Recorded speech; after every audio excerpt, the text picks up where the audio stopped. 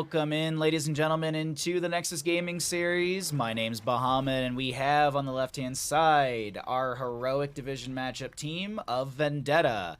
Lusmos, sure, is going to be on the Anubrak. SCH is going to be on that Junkrat. Zalgo Jack is on the Urel. We got Geozaris on that Stukov, and Indigo Zap on the Falstad. Over on the right-hand side, our other heroic division team, Big Push Power. We've got Sovereign maybe, on the Cassia, C2D2 on the Dahaka, Mike, simple name, on the Orphea, Mr. Toto, maybe, sure, on the Diablo, and we have Final Stand on that Lucio. Totski, thank you for the tier 1 for 32 months. I will resend your alert when we get out of this game. Thank you for the support. And I look forward to playing games with you in the future. Hopefully, we missed you last night in Dead by Daylight. It was a good time. It was definitely a good time. We just flamed Alex Dids half the time, realistically. But he deserved it. I was actually lurking in your stream. I had your stream on my bottom right monitor. I saw you playing some Storm League. I hope the games went well. It looked like you had a few wins in there. A few wins. I did see that clip as well. Apparently, you had a 3-minute 38-second game in Storm League. Ridiculous. Sorry, I bailed. It's okay. We forgive you. Alex Dids, we don't. But you, we can forgive you.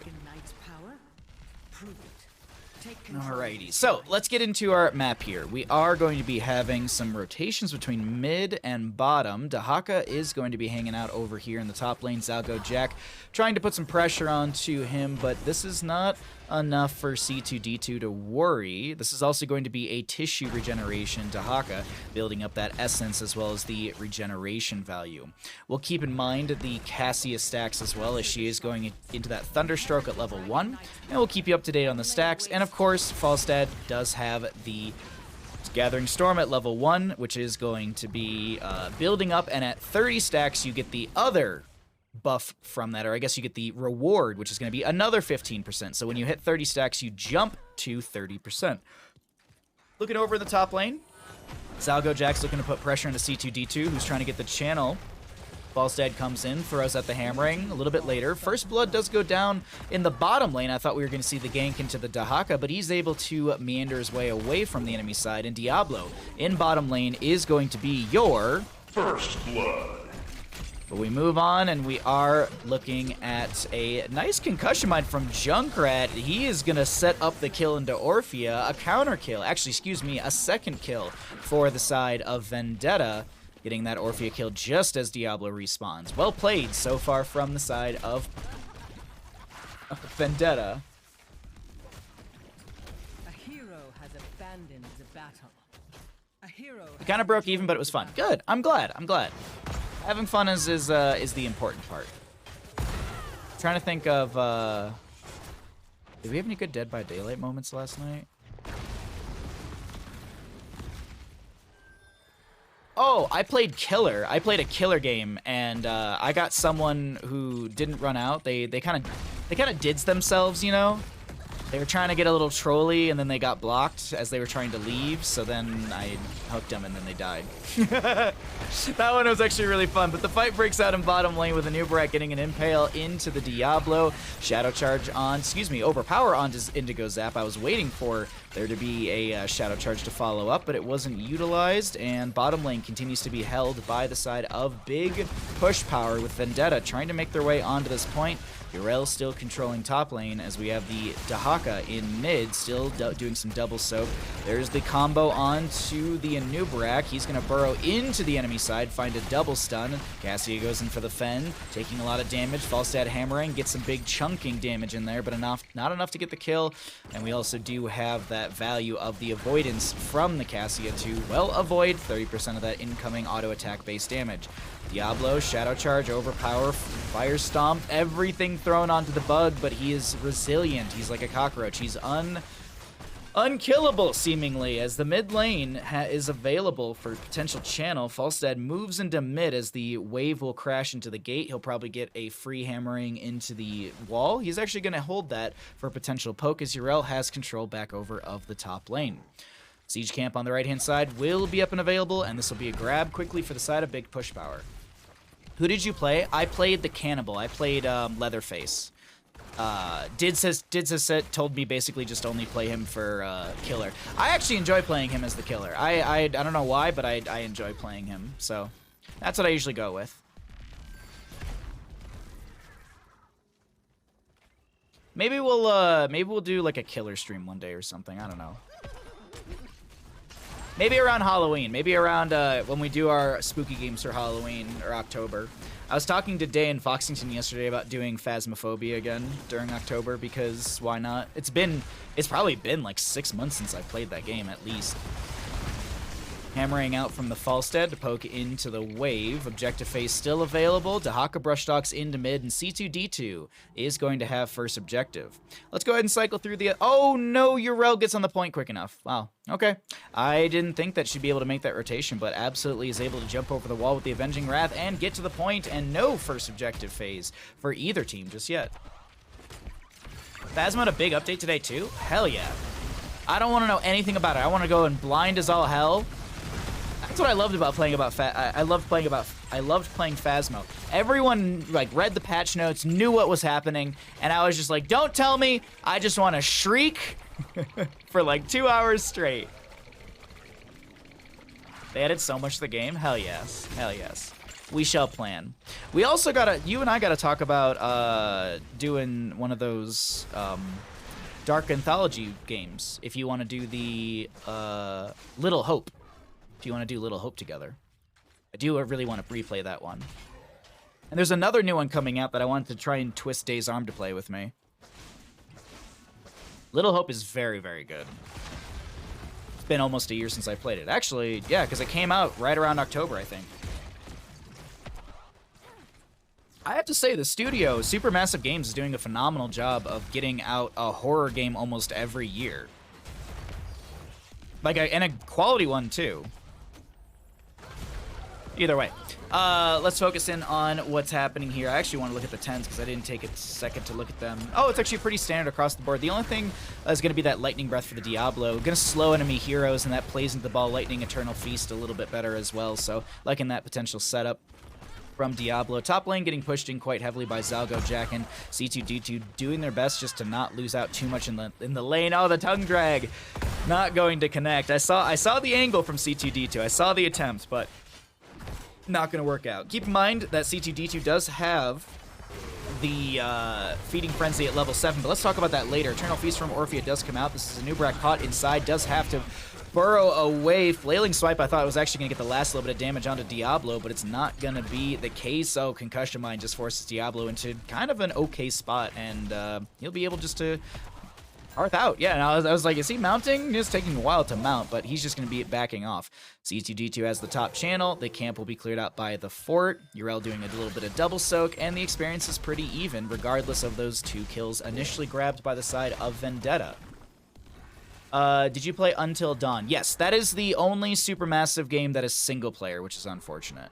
Unless did they add? No, they didn't add co-op to that one. But it's part of the Dark Anthology, but it's not, which is weird. Like, I feel like they did that, and they were like, let's do a Dark Anthology thing, and then they didn't, like, I don't know. It's weird. It's part of it, but it's not. It's not, like, doesn't have the curator and things like that. Either way, yeah, I've played all of them. They're all very, very good.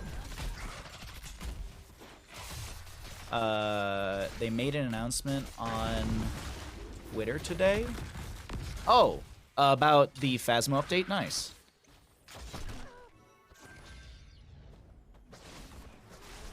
Well, that's exciting. I think, like, Day, Foxington, all of them, I think they're all, like, level, like, 1,000 or something crazy. There was one time I peeked into, like, Blonde Duchess's stream, and I think she was playing, and she was, like, definitely over 1,000. I think she was, like, way more than that. I can't remember. Sorry, anyways. Exciting. It's exciting things happening. We have a long day of casting, so we're also just hanging out and watching some of these games as Mike almost has the outplay.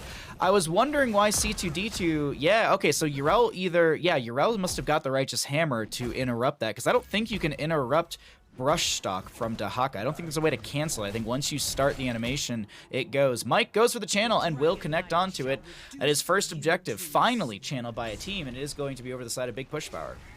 That's like 1200. She's a huge fan. Yeah. She's very, very good at the game. I think I played with her one time, and I was just like, I'm just getting hard carried. I was just sitting in the corner shrieking, as always.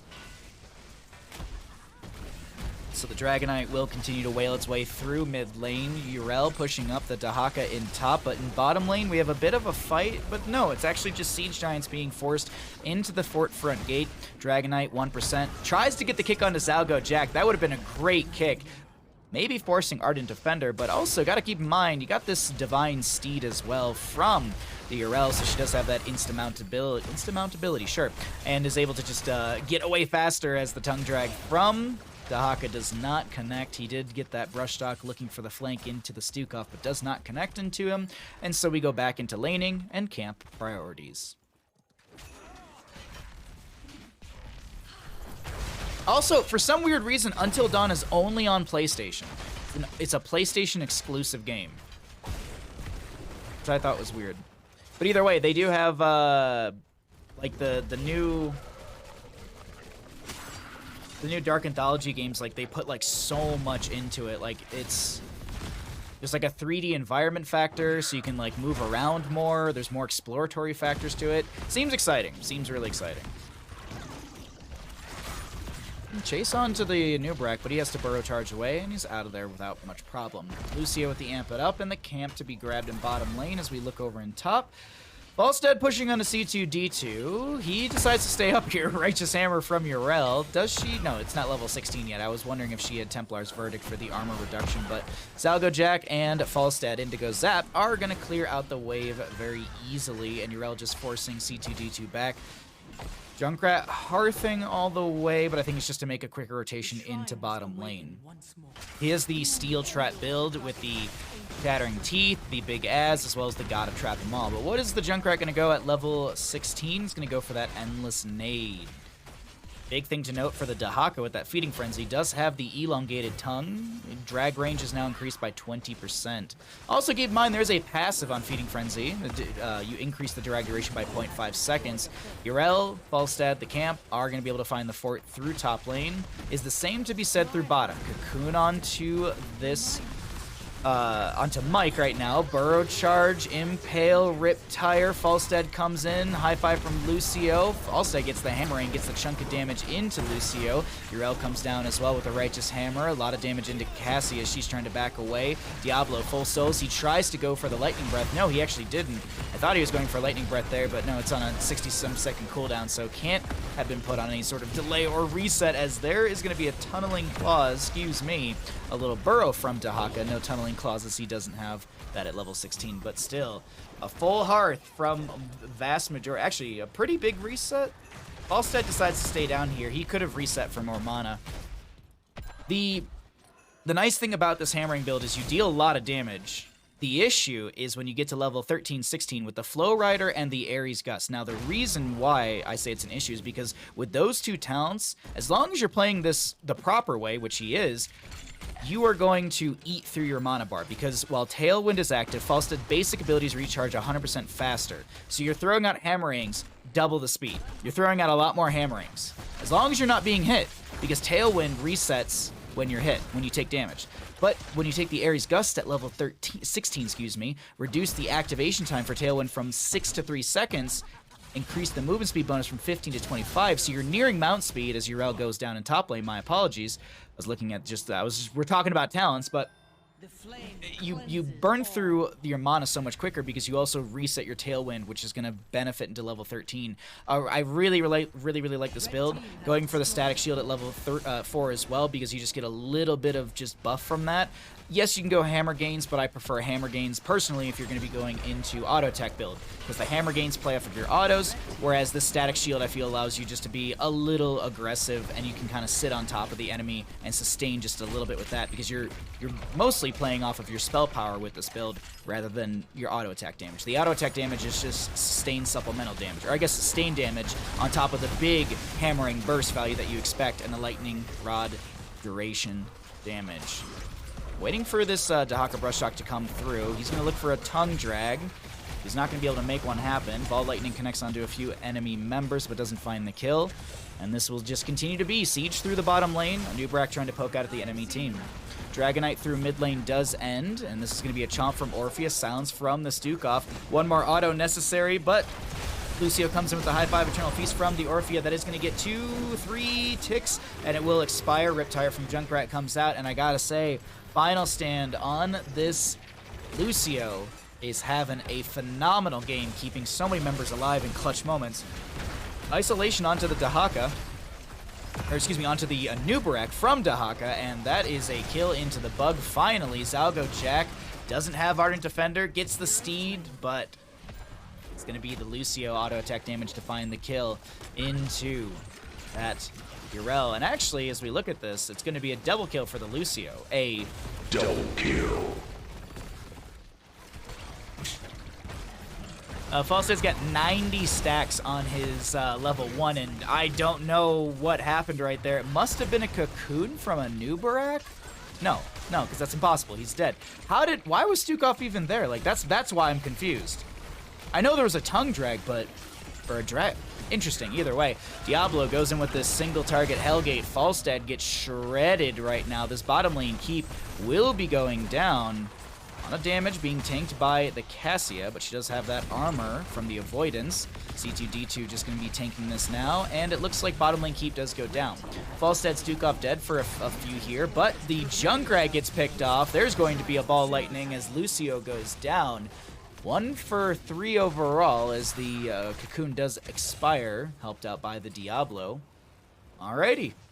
No core, but a few kills in the pocket for the side of Big Push Power, and they will have their 20 talent tier advantages. We did see that Hellgate from the Diablo. Nothing too crazy, though, when it comes to our 20s. No infinite ball lightning for the Cassia, but she does have that Rock Stopper. Activate to fully charge avoidance and increase the armor value to 60 for 4 seconds. Losing avoidance removes this bonus. That is a lot of auto attack damage reduction for the Cassia. But now 20 talent tier, not too far off on the side of Vendetta. Can they turn things around? The win condition is set for the side of Big Push Power. If they can get Dragonite, they could walk bottom, and I feel like they could end game with that. A lot of pings around the map. The camp on the right-hand side will go over to the side of Big Push Power as Urel gets the top lane objective. Or, yeah, the top lane objective point. Looking at our 20s for these teams as well. Wind Tunnel for Falstad, Rewind to Nubarak. Nothing crazy. I mean, Seraphim, basically an 8-second... Yeah, like an 8-second cooldown. It's just ridiculous. Attempted Dragonite. Diablo goes in for the Shadow Charge. Mike with a lot of burst ability. There's the Seraphim. Or it actually could have actually been, it was Hand of Freedom because we saw movement speed. Man, it's almost like a hero shouldn't be able to self-cleanse themselves in 3 different ways. Ardent Defender as well. Maybe, yeah. Maybe, yeah. I don't know, chat. I'm not a developer.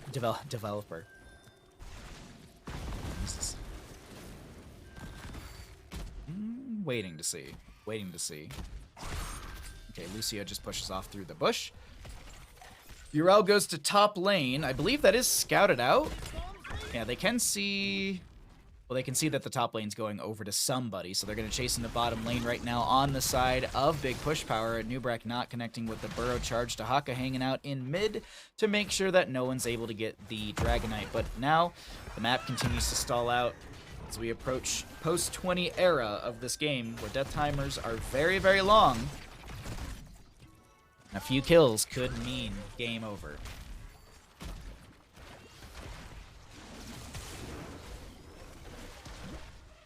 Only broken when it's 4 times or more. This is fine. Ah.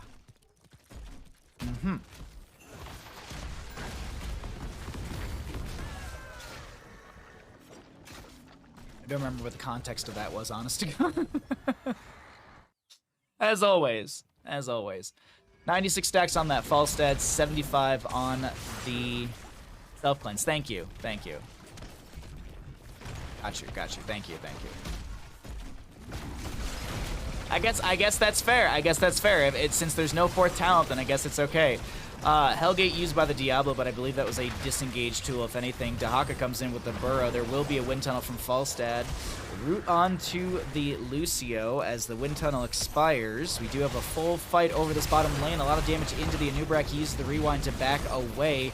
Oh, the retargeting onto Geo. Riptire from Junkrat will go out, but it's immediately utilized and doesn't get much value. Stukov goes down. Ball Lightning from Cassia. Ardent Defender use will expire. Big burst ability onto Urel, and that is looking like a double kill for the side of Big Push Power. Will they go to core with it? Will they find more kills? Looks like the Dahaka moves to bottom lane. He'll go ahead and take a little bit of extra time because he gets hit with that steel trap. Cassia ready to go for the Dragonite. And this Anubrak, God, he gets the Burrow off at the perfect second. High five from Lucio. That's a great concussion mine into a steel trap. Push off from Lucio. High five, I think it was the value. Another little high five to boost his own health. But the Dragonite coming in through the mid lane. I'm assuming this goes straight to core. The friendly team is actually going right there. Getting more pizza. Thanks for casting. BRB. Alrighty. Curious what pizza you have. 111 stacks on the Falstad. That's a lot of stacks right there. But can the Dragonite end the game? Let's find out right now. Dragonite kicks away the Falstad. Wind Tunnel is off cooldown, but the Dragonite's slapping its way through the core. The mid lane keep does go down. The Wind Tunnel's out, but it won't stop the Dragonite. And that's game number 1 over to the side of Big Push Power. GG. Well played.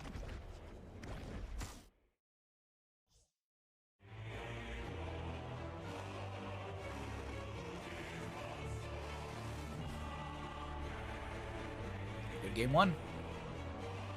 Totski, thank you for the tier 1 sub for 32 months.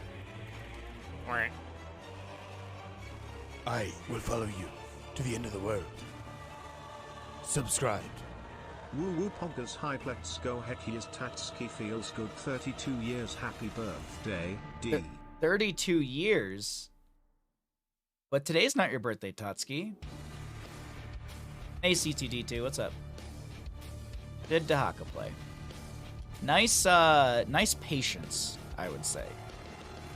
That is probably one of the hardest parts about playing against a lane that is being forced in so heavily, like it was that entire game.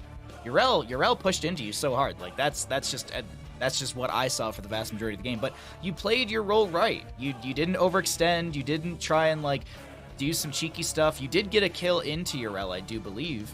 At a point, you had the outplay when you were in the top lane. I was watching bottom, talking about Falstad talents, but a good hold in top. A good hold. It was a nice back and forth. It was a very nice back and forth. It was very, very good game 1. And this is our first best of 3 of the day. We've got a few of these. We've got a live match later. We're going to be seeing Phoenix Rising Ruby versus Gilly Shark. And if we're feeling up to it, maybe I'll grab another game after that. We'll see. Depends on how late the day goes, how I'm feeling, all that good stuff. It was a wash lane-wise, but you'd have to make it up for... You have to make it up with the Z value. Yeah, you had some really good brush talks in as well. You had some very good brush talks in. There was a couple that, you know, consistently threatened onto the Stukov, which I think was very, very important to disrupt and kind of... I wouldn't say control the fight, but disrupt and put some chaos into the fight. And I think that's what Dahaka does really, really good. Putting some of that pressure into that backline, into the fight, into the enemy team. All right, let's get set up for our next map. Chaos. So maybe, you know, maybe a little Chogo, maybe. Let's get the team score updated, and as I said, let's go ahead and jump into our next game. Let's get the map. It's not the right page. Oh wee.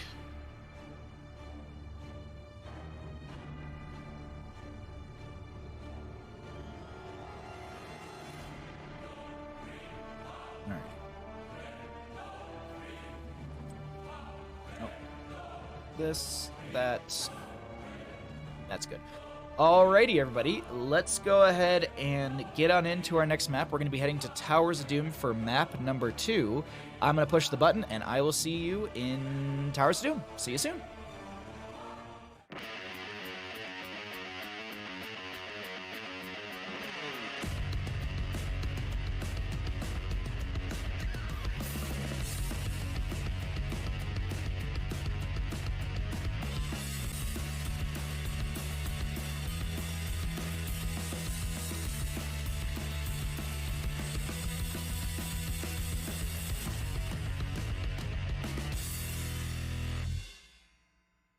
Good afternoon, ladies and gentlemen, and welcome into Towers of Doom in our heroic division matchup for Nexus Gaming Series. On the left-hand side, we got Vendetta. We've got Mr. Tito. I'm going to go with is going to be on the Vikings. We'll be seeing Sovereign on the Deckard Cain. Mike is going to be on that. This is not correct. This is not correct. The teams have swapped sides. I knew something was wrong when I said some of these names, and I was like, this is not correct. This is incorrect. Let me fix things. Let me fix things really quickly, chat. Sorry about this. My apologies. Quality streamer over here. The teams have swapped sides on me. What a bunch of buttholes. All right, let's do that. Let's do this. Let's do this. Alrighty, there we go. All right, everything is now set properly. We got Mike on the Sylvanas, we got C2D2 on the Greymane, and we have got Final Stand on this Nubrak.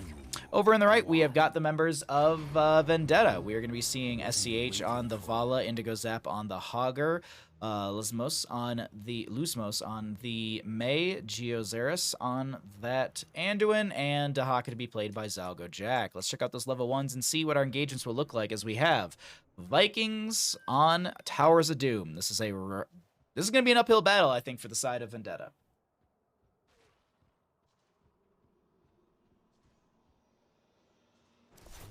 Alrighty.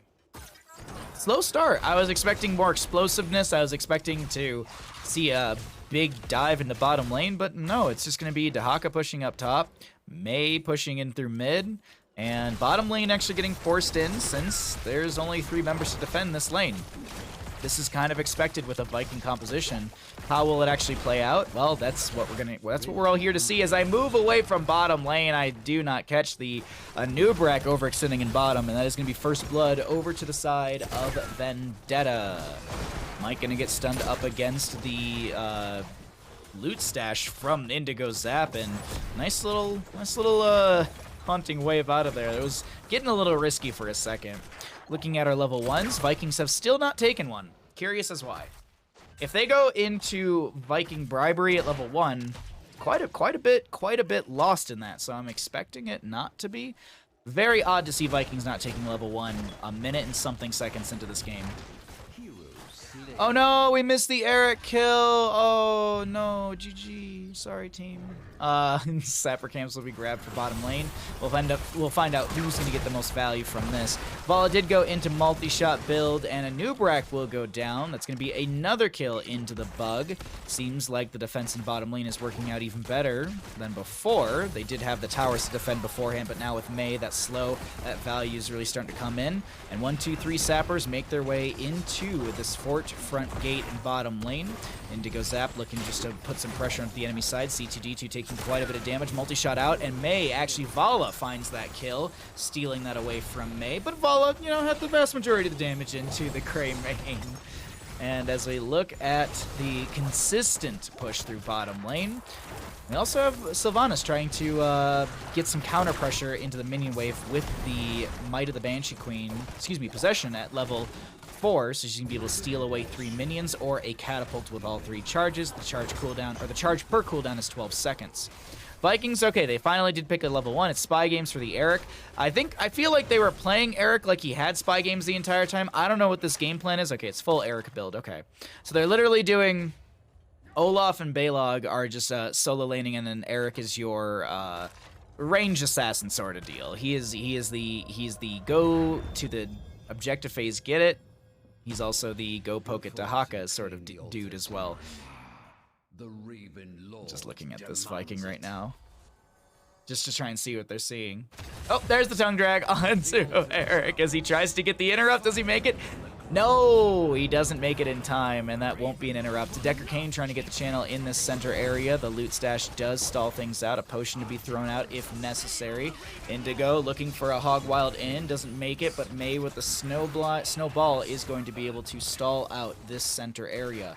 Vikings like to really start to get ahead in these moments and get some split soak. So delaying this out is only benefiting the side of big push power, in my opinion, as that will be a new Breck Burrow charge out of there. Root on to the Vala. Greymane trying to apply some pressure onto the May. Mike as well joining in. Indigo Zap comes in with a little staggering blow, but I believe it didn't connect onto anyone. Interrupt onto this May as they're trying to get some damage in the enemy side. The Vikings snipes the actual channel in this middle area, and big push power looking good as we start out Towers of Doom, our first objective phase. 8 shots going into the side of Vendetta, only 4 into the side of this big push power team. So his job is to poke the D. Not. Yes. Best feeling in the world in HOTS is watching those annoying little guys die. I would argue that killing Abathur is more rewarding. But that's me. That's just me. Killing an Abathur, that is so mwah. Killing a Viking, yeah, I absolutely agree with you. But Abathur, just Not. all right, another Viking will go down in mid lane to the Dahaka. We still have Eric poking at said Dahaka, but this is also going to be a hero stalker with enhanced agility. So this Dahaka is going to have a fun time into Vikings. He also has the symbiosis from level 7 for the cooldown reduction. So tongue drag tongue, pop your Dark Swarm, get cooldown reduction by 0.4 seconds per basically tick onto enemy heroes. I like this. Like I love where Dahaka sits right now. I think Dahaka was in a pretty good spot in the past, but I think he's even better right now. I have a blast playing the character. Glad they kind of buffed him. Resetting Convection, that's another good one. Medivh stacks, Resetting Convection, those are all, oh my god, absolutely, I would agree with you. Also, by the way, Mr. Wilbus, what pizza do you have? I need to vicariously live through you. I don't want to get pizza for lunch tomorrow. I really want pizza and wings. I haven't had it in ages. I really want pizza and wings. We should have done pizza and wings when I was in Michigan, but all I could think about was just deep dish pizza, which I ate like, I think I ate like more than half of it in the night. All right, this should be a dead Eric. Oh, okay, yeah. Okay, I was about to be like, that's a little surprising that didn't happen. But 4 shots into the enemy core, and the members of Vendetta find themselves ahead in Towers of Doom. But it's Towers of Doom, it's anyone's game. While we have the game continuing onward, we have the our heroic talents popping across the top of the screen. So while that's happening, let's look at the other damage numbers and the healing as well for the side of the, or I guess for both these teams. Excuse me. You know what I want? More talents like Hanzo, Redemption Quest. Oh, like Wiz and Duelist on Greymane as well. I agree with you. Questing talents that you lose, that yeah. Thrall has a good one. We see it quite often, is the Thunderstorm, I think at level 16. That's another cool one as well. I like how that one works, where you can't prioritize the same hero. Stuff like that. I agree with you. I really like talents like that. I don't know many heroes that have scalable talents in that regard. I think I would call them, or scaling and descaling. We don't have many of those talents. Like we have the mortgage talents, or the gambits, if you will. We have the standard quests. We have the lossable quests, but the scaling and descaling, unscaling, however you want to call it. I think it's a really cool concept. I would love to see more like that as well. A lot of damage into May. She pops the Cryo Freeze. We do have a staggering blow from Zalgo to try and back off the enemy side. Mike goes down. A lot of damage from this Vala coming through. Eyes in the dark from Greymane. He's going to find a potion or two, but he's going to step into a lot of damage. Tries to go back into the enemy side. Doesn't make the counterplay happen.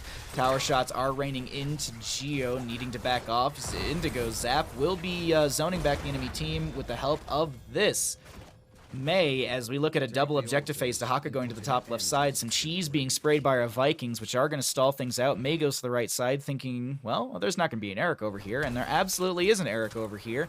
The 1v1 will not go in Eric's favor, unless he actually just speeds away. No, he just stepped into a Hogger. Goodbye. The Vikings do not have play it again, or play again. I'm going to say play it again because it pissed off that one person in my chat one time, so why not? Shots going out from the right-hand side. Dahaka pops his essence, does get the burrow in, and that will be the shots into the right side. 24 to 28. Boss is going to be triggered, but it's not going to be actually worked on by either side. What's funny is, like, Grubby says play it again, too. So, if Grubby says it, I can say it. Because Grubby can't do any wrong to viewers. Me, I can. Weird.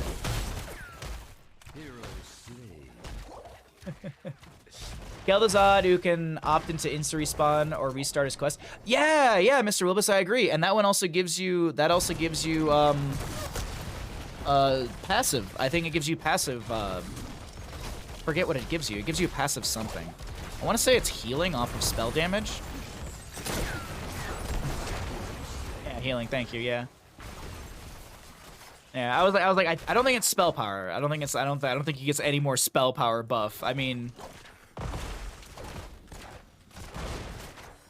I feel like Kel'Thuzad is one of those really, he's a very hard mage to play, but if played right, he's absolutely just destructive. And it's curious to me why we don't see it in like CCL and stuff like that. I guess it maybe harkens back to the conversation of, well, there's this hero that does it better, like Mephisto, Jaina, Li Ming. They all kind of do that spellcaster role, but better. I love what I love about Kel'Thuzad is just the mechanical prowess that you get from it. And that's the reason I very much enjoy watching a top tier Kel'Thuzad player, like someone in the Storm, Nexus, Heroic Division, NGS, your Division 1 Plus in Heroes Lounge. I love watching those Kel'Thuzads because they're the most beautifully mechanically savvy players, and it's just something that I can't do, so I very much admire it. Indigo Zap gets the channel on the right-hand side. This will be 5 shots into the left side core, and big push power, taking big damage right now, trying to defend these 3 sappers through bottom. But it seems like there's more important things they want to get to, which is a top lane engagement. Not too sure about this. Zalgo Jack is going to get a free hearth without being discovered here. Hogger's like, okay, whatever. Hogger's, I don't know what the hell is happening, but 3 sappers go in. Dahaka's actually back into the mix. We do have a lot of damage on the C2D2. There is a Greymane kill. Big staggering blow from Zalgo Jack. There is a cocoon onto Dahaka. Mass rotation coming out from the side of Vendetta to help out their Dahaka friend. He's going to be able to pop some essence. Goes for the Dark Swarm. The healing over time will be there. Light Bomb from Anduin will connect onto the Dahaka, and this is looking like it's going to be quite the kill in favor for the side of Vendetta. And you know what I would consider this, chat? You know what I consider this? It's going to be a pentakill for the side of Vendetta, and they move to boss for 4 extra damage. In the last few moments, we have watched the members of Big Push Power take 13 core damage, 5 from shots, 3 from sappers, and 4 from this boss. I believe my caster math is mildly incorrect. Doesn't matter. Let's continue. The altars rise. Hey Hannibal, what's up? I love watching Felipe carry games in series. Oh, Mr. Wilbus, you literally, yeah, that's exactly who I was thinking of too. That was exactly. By the way, I don't know if you said it, Mr. Wilbus. What kind of pizza do you have? What kind of pizza are you eating? I need to vicariously live through you.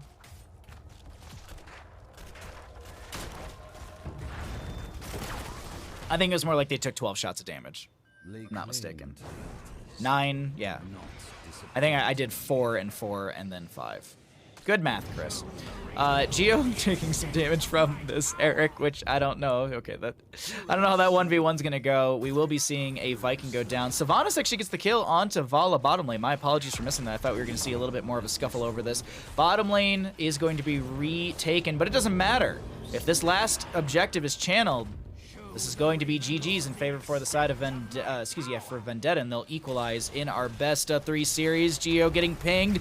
The Avalanche comes through. I think there was still a Beetle that came out, but the fight will break out. Big light bomb onto the Dahaka, who's just tearing his way through these Vikings that are 3 stacked. Vikings will go down. I'm assuming, yeah, that's 1, 2, 3 Vikings out of here. Greymane goes down. Boss is not up and available for 3 minutes or so, and this fight's looking better and better for the side of Vendetta, but actually I say that as this is going to be Indigo Zap taking so much damage. Hog wilds away. Damage over time from Sylvanas will get the kill into the Hogger. This May trying to back away. Mike getting chased by Zalgo Jack, gets the Haunting Wave, gets a healing potion from the Deckard Cain. May able to bop away. She popped the Cryo Freeze as well already, I'm assuming, because she healed up a little bit. Vala comes through, she tries to multi-shot. Mike takes one last bit of damage. May still surviving, throws a blind back trying to get onto that. A Nubrak, and they know that they have to make the play here. They have to make this stand, but a Nubrak has no mana. Vala vaults forward, trying to find the last little bit of damage. Deckard Cain getting a lot of that floor juice. A lot of good floor juice for Deckard Cain as this is such a long engagement. Deckard Cain does go down. There will be a Nubrak getting picked off as well. A lone Viking. Well, he's got his friends coming in. Greymane comes in as well. The engagement is never ending. Cryo Freeze utilized by the May. Light Bomb from Anduin, giving that 50 armor as well, if I'm not mistaken.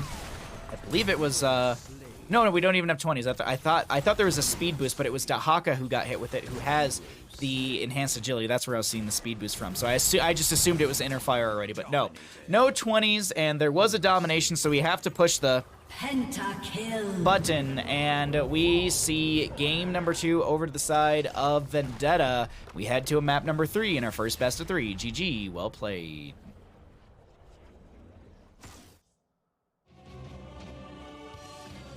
Minced meat, red onion, mozzarella. That sounds delicious. Girlfriend recommended it. That sounds very good. I couldn't eat the red onion, but it still sounds good. My tum-tum wouldn't like it. My favorite pizza to make is minced meat, onion, mozzarella. What is the minced meat? What is minced meat? Like, is it like minced pepperoni? Is it like sausage and pepperoni mixed? Not sardines, anchovies, or how you spell it. I always get those confused. Tuna, onion, anchovies is amazing as well. Mediterranean, or like a fishy pizza. Interesting. I don't know how I'd feel about tuna on a pizza. Never fan of anchovies. It's beef is on mine. Oh, okay. Minced meat makes is British for ground beef. Thank you, C2D2. I am but a moron who lives in America. Yeah, okay, that makes sense. Okay, I've just never heard it called minced meat. I have not heard that terminology. Maybe I have. Well, I probably have, and I just never asked. Mystery meat? No, that was Detroit Public Schools. That was our the hamburgers you got at Detroit Public Schools when I was growing up. It was mystery meat. That or Mount Brighton, where I used to ski when I was a kid.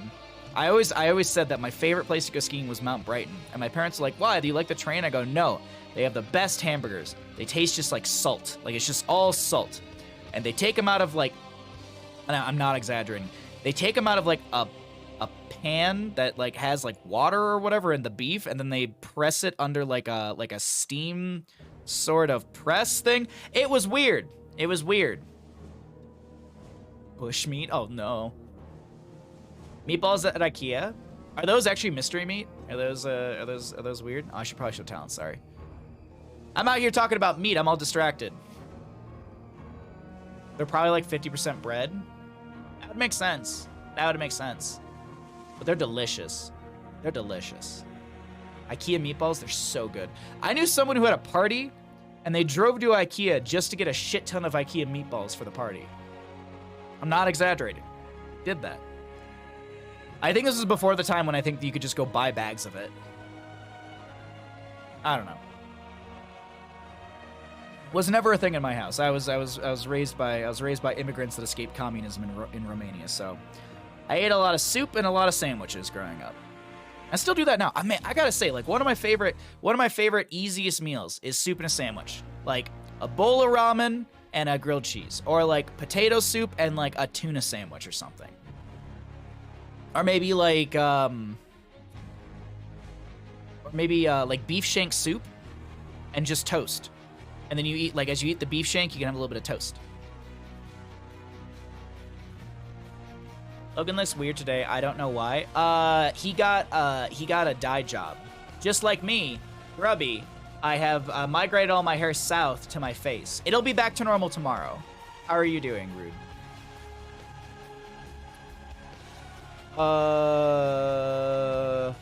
Butcher match next with all the meat talk. I hope we have a butcher match next.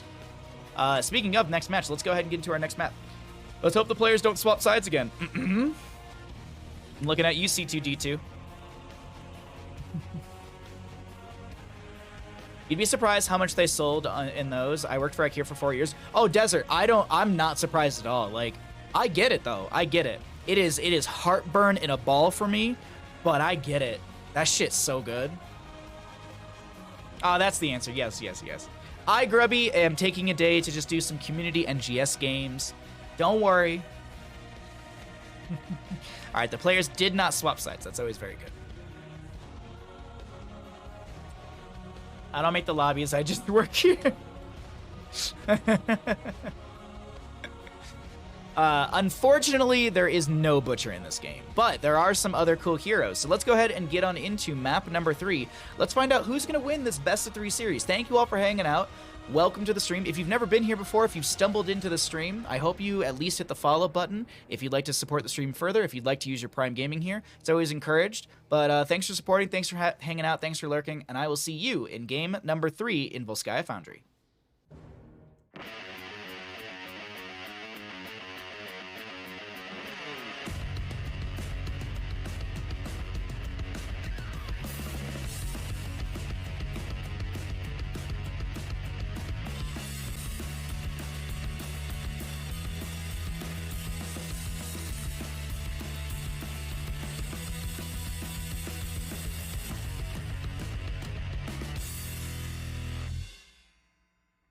Welcome back, ladies and gentlemen, into the Nexus Gaming Series Heroic Division matchup of Big Push Power versus Vendetta, and we are looking at Big Push Power in the blue.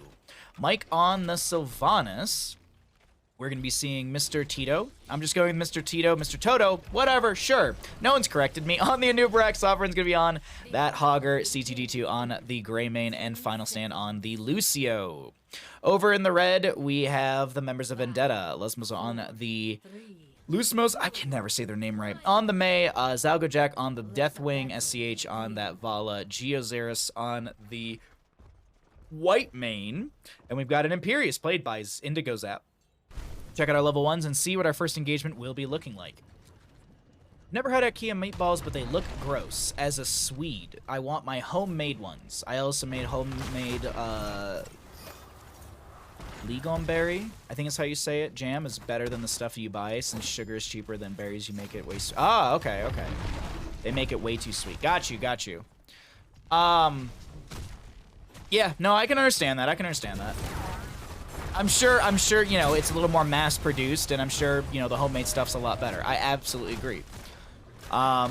There's a dish that my parents struggled to find a good butcher for, because it's called miche, and it's basically little tiny sausages of 3 different mixtures, and getting those mixtures correct and how fine you need to grind each of said mixtures is very, very difficult. So that I understand you. I absolutely understand you. Like, I get you. I get you. I'd love to try like real ones one day. I'd like to try that jam as well. That sounds very good. I've never had that. Can't cheat and tell you who wins this game. There is no Dahaka in the game. I started reading that and I was like, be crazy. Why would you do... Oh, I see what you're doing. Okay, be crazy.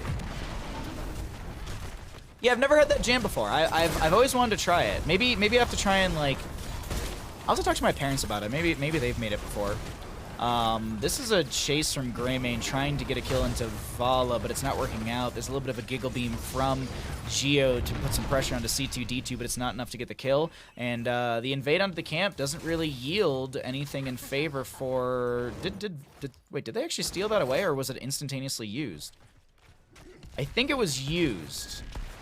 No one actually has an... Unless Deathwing took it and flew into the sky and I missed that.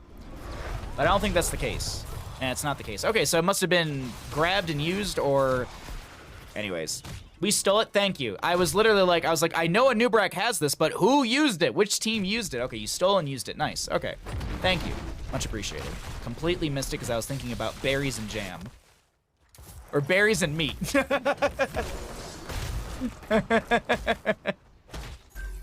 Oh... Anyways, all right, let's look at our first objective phase popping up in the center of the map. We'll see who's able to get the priority onto this first one. Have you had cranberry jam, cranberry cooked with some sugar? IDK English word for it. Oh, okay. Okay. I've never really had that cranberry sauce. It's, like, Thanksgiving and, like, turkey and cranberry sauce, that was never really a thing in our house growing up. Like, we would end up making, like, schnitzel or, like, Polish sausage for Thanksgiving. Or, in the years when I moved out of my parents' house and I was living on my own, I would have my parents over and I would make ribs. And then we would go for, like, a super long walk with Bandit. That was what we would do for Thanksgiving. Whatever we felt like cooking. Ribs are just easy. They're pretty close in taste. Oh, okay. Well, I like cranberries, so I'll probably like the other one then. Is it less tart? Is it more sweet? Or is it, like, comparable in tartness and sweetness? Because I know, like, cherries can be fairly tart and a little sweet. More, I guess, bitter tart is probably the better way to describe it. A lot of damage into Hogger, who's trying to back away. Oh, I thought the Celestial Strike missing was going to be an availability to get away, but Vala burst ability is going to be your first blood for the side of Vendetta. Less bitter and more sour. Oh, shit, yeah, I love that. Ribs sound good. I love cooking ribs. I'm gonna cook them when my parents come and visit in a couple weeks. So long as the Tahoe doesn't burn down, my parents are coming to visit me in a couple of weeks. If it does, I don't know. Maybe I'll be visiting them. Top lane is going to be having the Imperious kill. Objective phase stalled out for now as the members of Vendetta grab the left side fortification camp. Final stand trying to make the tricky play on Lucio. It is able to do so and back away. So they're giving objective for fort. Actually, yeah, well, they're giving objective for fort. They should get wells, so at least they do get that value. They've opened up the fort front gate. I'd say this is pretty good because it's not even objective given. Like I have to recant my statement in that, or let me pull that back, because basically they're not giving it. They are here. They're ready to contest. They actually are just optimizing their time during this channel portion. I really like this. Now, it is do or die, but this do or die feels very doable on the side of big push power, as Deathwing is forced to use Cataclysm to back away. When I say it's do or die, it's just overtime. If you're off this point for just a few seconds, that is going to be enough for the enemy team to get the objective, but it's not at this time, and the overtime will persist. That top lane pressure, once again, being reapplied by Greymane Sylvanas, but with them showing in that top, Lucio's forced off, and there is the objective over to the enemy side. So with everyone rotated back to the objective point, Greymane Sylvanas, who siege extremely well together, and with those black arrows, that amplifies just the ease of all of this. Easy top lane fort. Now, how committed are they to this? The wave's here. The wave will get a lot of damage. Indigo Zap does not have the best wave clear. He does have the cleave, the Holy Fervor, and that actually does help out, clear things out fairly quickly. Triglaw Protector's pushing onto the fort in bottom lane. Whitemane goes down in this top lane skirmish. We have Hogger pushing up against the fort in bottom lane. Things are spiraling out of control on the side of Vendetta. How are the fires there? They are growing, and they're the winds are shifting into the fire today, meaning that it should actually help us. We'll see. I mean, the winds could shift, and it could just push the fire more. In the last 24 hours, it's grown a little bit more than 10,000 acres, but that's 10,000 acres closer and closer to where I live. The rough math, I think the fire is anywhere from, like, I want to say, like 10 to like 14 miles away from me.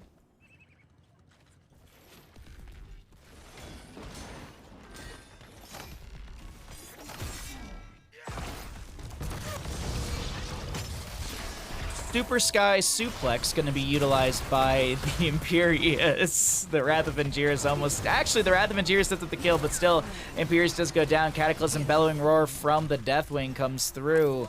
Sets up the kill into the Sylvanas. Ice Wall will not connect onto anyone, and it's looking like it's a 2-for-1 in favor for the side of Vendetta. Stay safe. Yeah, I'm living out of a packed bag. I've got stuff ready to go. I have a game plan. I have locations to head to. Yeah, we're playing it safe. I'm looking at the maps, I'm looking at the cameras, I'm looking at the radar whenever I can.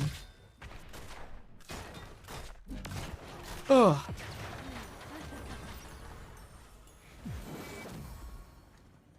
Alrighty, so top lane Fort sits with a sliver of HP. How much HP actually on this? 744 HP on the top lane Fort. As 13 talent tiers being worked on for both these teams. Actually fairly close in experience between both sides, almost simultaneous. Or almost exact same experience. I can't word all of a sudden. Oh, really? The Firestorm pickup for the Deathwing. I rarely ever see this at level 7. Reduce the cooldown of Deathwing's landing abilities by 2 seconds. When Deathwing lands, he drops 7 meteors near the landing area, dealing 112 damage scaling to enemy heroes.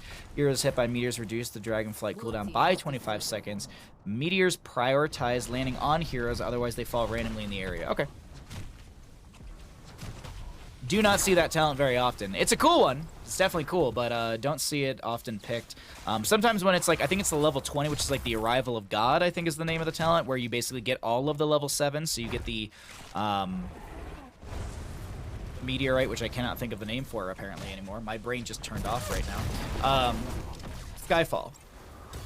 So you get that talent at 20 if you take the Arrival of God, but we'll have to see. We'll have to see. Bellowing Roar from the Deathwing to try and save the Mei. It is not going to be enough. The Cryo Freeze will be used, and all the buttons pressed, but no surviving from said Mei. And Control Point B, I was just about to say, shouldn't be far off from being announced. It's been a little bit since we've seen the end of that Triglav Protector. Cleanse from the white main and a roll right away, but the bottom lane fort still falls, and the map is looking better and better for big push power.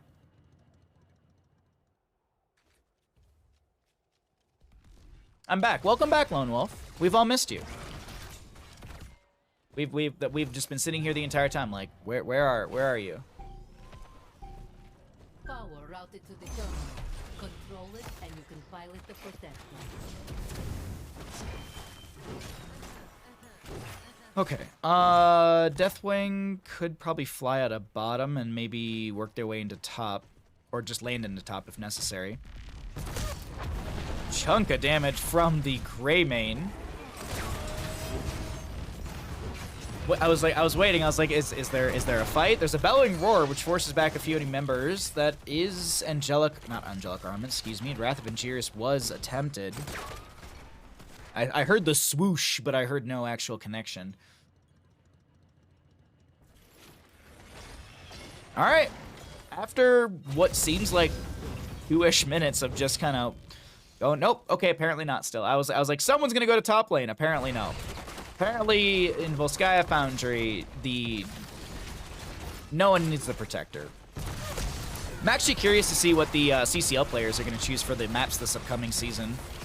If you did not hear, CCL Season 3 details are live. You can hit !CCL. There's a Twitter post with all the links necessary with all the information. Oh, very good Ice Wall. Locks the Hogger into place, and that will be enough damage to find the kill into him. With a full retreat from the members of Big Push Powers out. Lucio with the speed boost. And it seems like this is going to be a clean disengage, a 1-for-1 at the end of that engagement.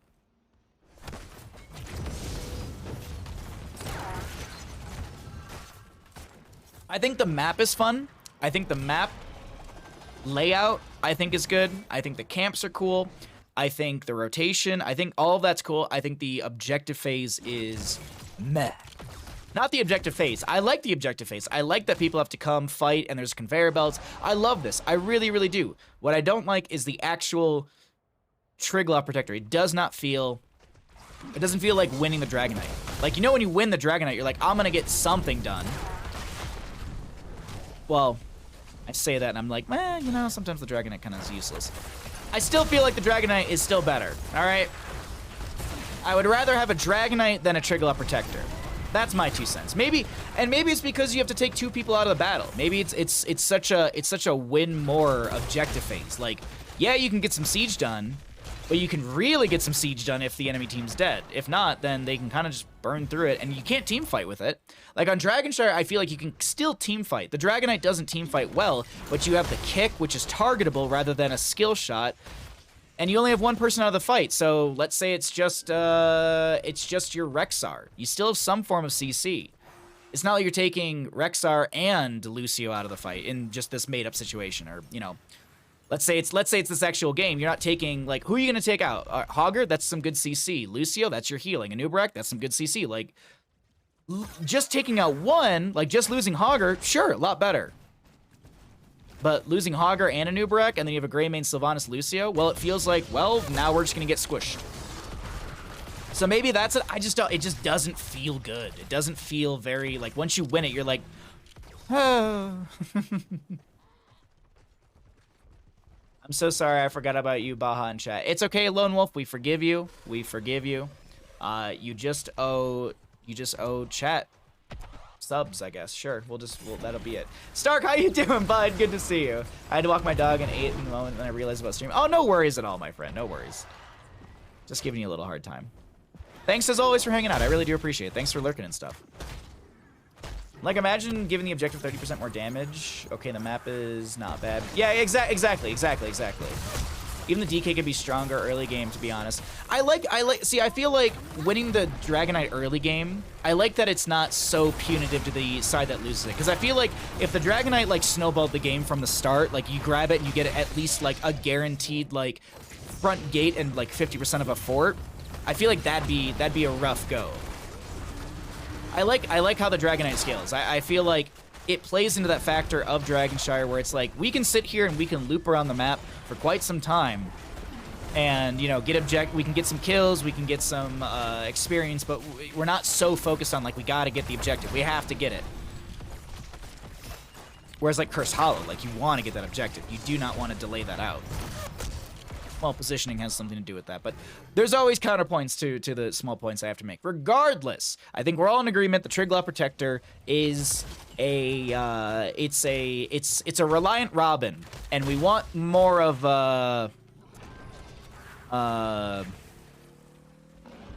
Trabant. For anyone that doesn't know, Trabant is a communism car my parents had that has like a motorcycle engine in it, and it's made out of pressed cardboard. And the Reliant Robin, just go look it up. The Triglav is very much a Reliant Robin, but we want a Trabant. You know, something that does something. You can actually go on a family trip. You're not gonna roll over the moment you take a corner too sharp. Yeah, the Reliant Robins are 3-wheeled cars. Yeah, I know about them because of old Top Gear and Grand Tour stuff. God, there was an old Top Gear bit where like they do a Reliant Robin bit, and it's just like 10 minutes of just like Jeremy just rolling the car, and it's just hilarious. If you don't know what I'm talking about, it's a good time. Go watch it. Just look up Reliant Robin and Top Gear, and there's like I think it's like a 10-12 minute video of Jeremy Clarkson just like rolling around up, and it never gets old. Like, I'm still giggling just thinking about the actual bit itself. Anyway, sorry. Let's talk about the fight here. And I'm assuming the fight. No? Okay, everyone's postured. I guess 20 talent tier trickle is more important for the side of big push power. They will have that advantage for about a half a level. Now, do they press into the enemy team side with this? Let's see. Let's see what is going to be yield with this 20 talent tier. Mixing Fire Lucio going to reduce some of that healing. They're a 3-wheeled card for a reason. Yeah, it had something to do with like miners or something like that. Not like young people, but like people who worked in the mines, and it had to do with like getting licensure and stuff like that. Like it was easier to get a Reliant Robin because you didn't need like a full license, I think it was. You could just have like a motorcycle endorsement, I think. That's the history that I remember, unless that was all a joke from the show, but I thought that was the real reason. Did you know that in the NATO headquarters there's a Trabant? Really? I didn't know that. That's interesting. My parents were in Arizona once, They were hiking in Arizona and they went to a bunch of different national parks, and there was like a hut where you can stop and like have a break and stuff like that. And there was like one parked outside. My parents were like losing their mind. They were like, "What the hell? This is little Trobby, our little car Trobby."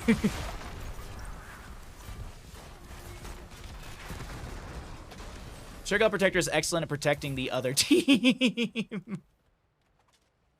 How much siege do you gain by putting Lucy in a Trigger Protector? Like that is barely siege. That's losing here. Yeah, that's true.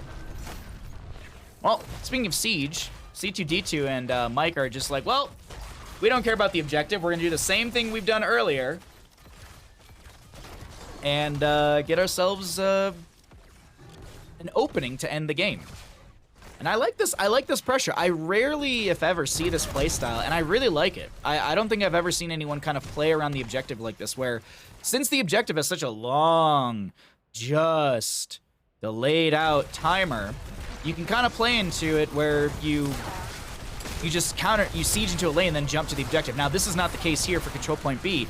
They gave this over because this is a 4v5 in favor for the side of Big Push Power. But Big Push Power will trade out 2 for 1. Looking good so far for Big Push Power. What are they going to do? Well, they still have their Greymane Sylvanas, which that's your main source of siege. Greymane and a Nubrak grabbing the fortification camp, and that amplifies the siege potential. And Trigger Protector is utilized, what, probably 30, 40 seconds of its objective phase just walking over here. Doesn't save much. Deathwing lands and gets chunked immediately. Somehow, the Deathwing fits inside of a Trigger Protector. Oh, right, sorry, it's StarCraft Shrink Raise. No, it's Overwatch. I don't know why I thought it was StarCraft. Probably because I thought it was an Archangel for a second. But you know what? The Archangel, that's doing a disjustice to the Archangel. The Archangel does a lot more than the Trigger Protector.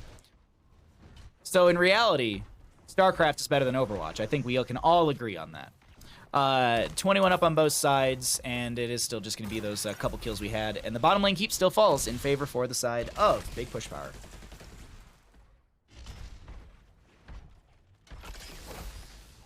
Oh, that's really interesting, Kilo. I'll have to look that up. Thank you. Big Bush Power. Part of me is like, I would never say that. And I'm like, I probably might have accidentally said that. Oh, alrighty.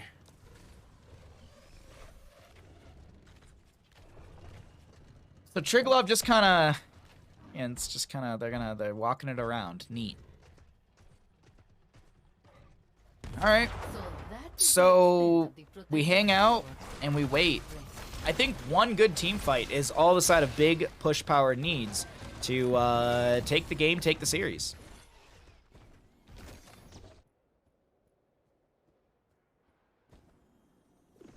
Would that car stop a BB gun? Hey now!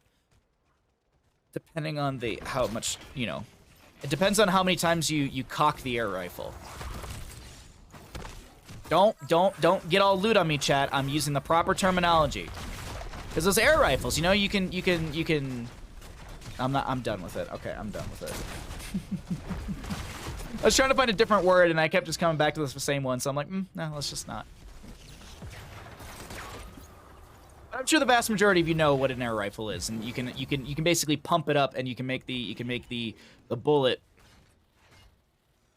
or the pressure. You can build the pressure up a little bit further.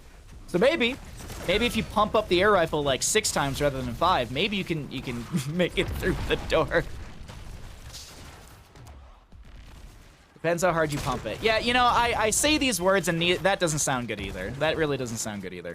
Catapults arriving through bottom lane. Let's look at those. Excuse me. 377. Ooh, 1 second.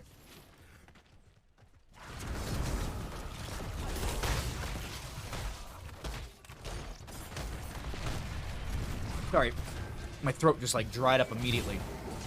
Oh, it's like when you have that like tickle in your throat, but it's just like so dry all of a sudden. Sorry. All the ash. I was outside for a little bit today when I probably shouldn't have been. But anyways, let's continue into this as we are looking at A stall, or we're waiting for control point C, which I don't even know if we can say we're waiting for control point C. You know what? Let's look at the APM, chat. Let's look at the APM. Ash Mantle, thank you for the hydrate. I will do that. Ice Storm, thank you for the follow 22 minutes ago. Sorry if I missed that. Thank you, Ash Mantle, for the hydrate. Thank you. Thank you. Speaking of, I probably should get a beverage after this. I'm running low on tea and water. Deathwing clearing out bottom lane. I'm waiting for a team fight, but both these teams know. Actually, not both these teams. Mostly, Vendetta knows that if they get caught out of position, if they lose too many members, this could be game over through bottom lane. May is able to get the icing away. Hogger comes through with the Hog Wild Wailing Arrow from Sylvanas, and that is a double kill over to the side of big push power. Hogger actually looking just to end through the top lane, but I think they have to make the full rotation into the bottom. Nubrak went for the burrow charge, has the rewind, goes in onto the Imperius, and with a triple kill, I think we are looking to potentially end game here. Nubrak goes in onto the Volish, she drops the Rain of Vengeance, taking a lot of damage. Sylvanas locks down the keep through mid lane. Deathwing Cataclysm through the Nubrak to try and zone back the enemy side, but Greymane immediately moves to core. He is looking just to end things out and take game number 3 on Volskaya Foundry.